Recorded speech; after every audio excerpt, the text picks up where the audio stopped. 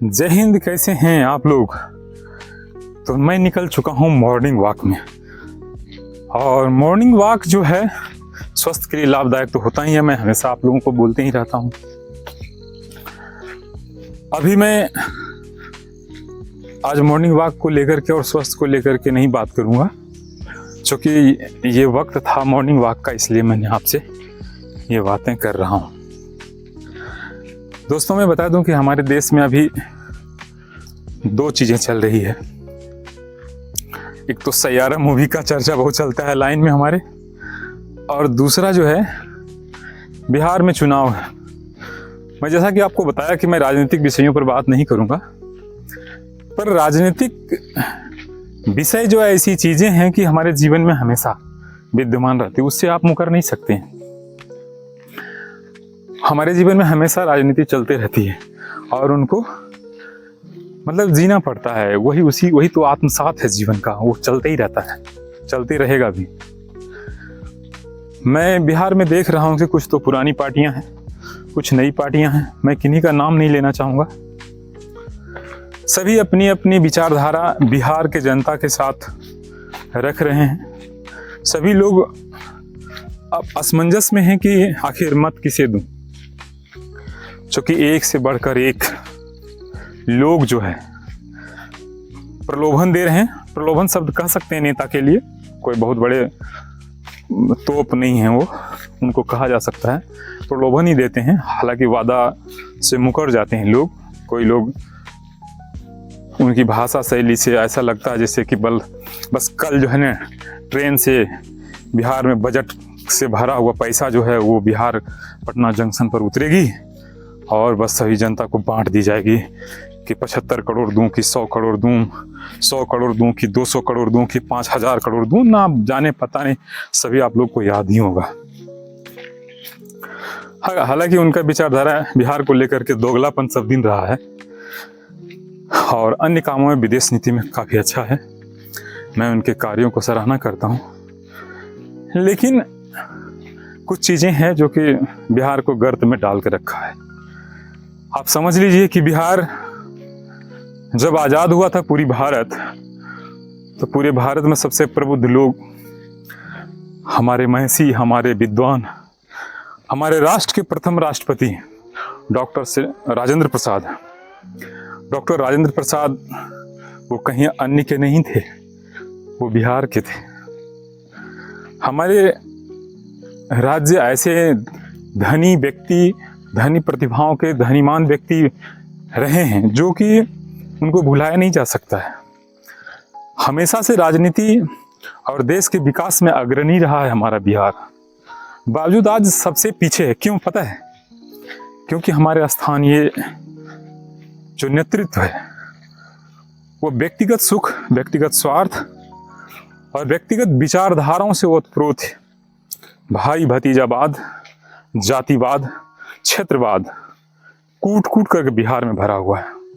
हालांकि मेरी बातें किसी को मिर्ची लग सकती है तो मुझे उसकी परवाह नहीं है, और मेरा वो कुछ उखाड़ भी नहीं सकता है। व्यक्तिगत तौर पर मेरा कुछ नहीं उखाड़ सकता है। हालांकि मेरा परिवार घर में ही रहता है, मेरे घर परिवार को परेशान कर सकता है, फर्क नहीं पड़ता है। तो मैं बात ये कर रहा था कि बिहार में जितने भी पार्टियां हैं अभी अपना प्रलोभन दे रहा है, तो वो प्रलोभन जो है आपको सोचना है, विचार करना है, सब कुछ पर विचार करना है कि पहले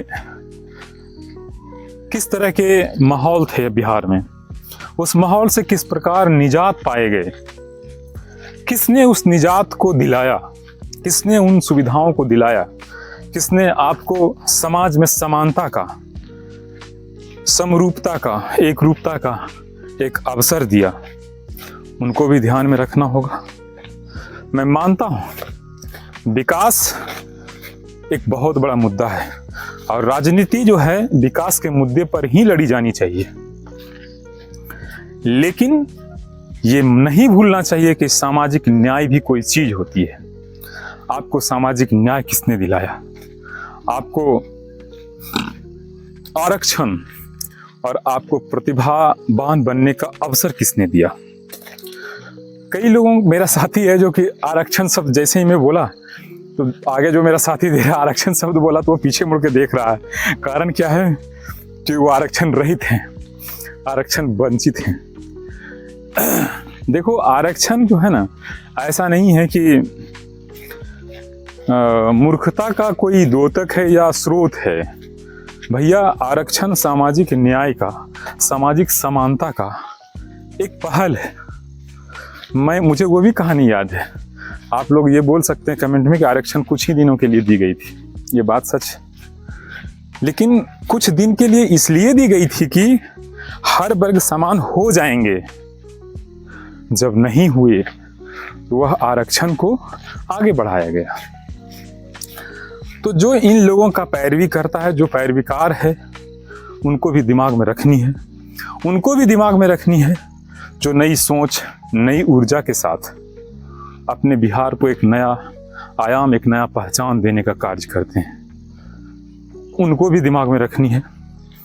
आज नई पार्टियां जो आई है वो विकास के मुद्दे पर लड़ रही है, वो विकास के बारे में आप लोग को कह रही है। शुरुआत में हर लोग यही कहते हैं। मेरे को भी किसी ने कहा था, मुझे एक प्रधानमंत्री ऐसा मिला था एक वक्त में, मैं उस समय नाथुला सिक्किम में पोस्टेड था। मुझे याद है मैं छुट्टी लेकर गया था उनको वोट करने।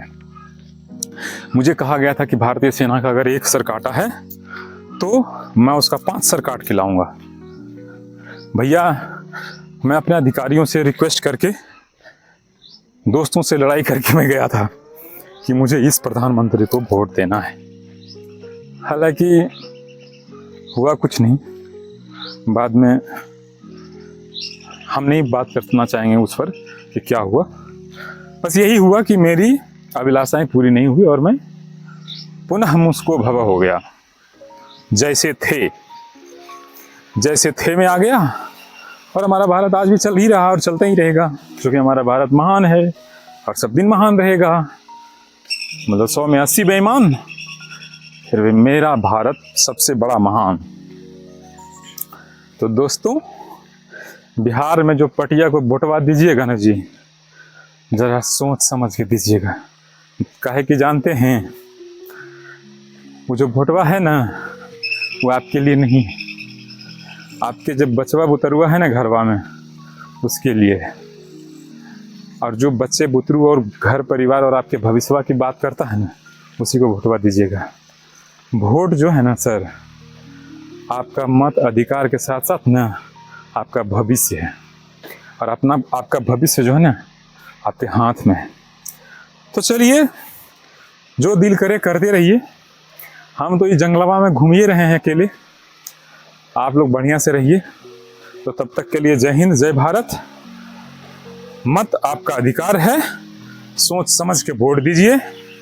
और जाति, धर्म, क्षेत्र, गोतिया, भतीजा जो है ना, ये सब मत भंजाइए जी। आपका जो है ना बचवा का भविष्य बर्बाद कर देगा। समझ गए? तो जय हिंद बोल दें।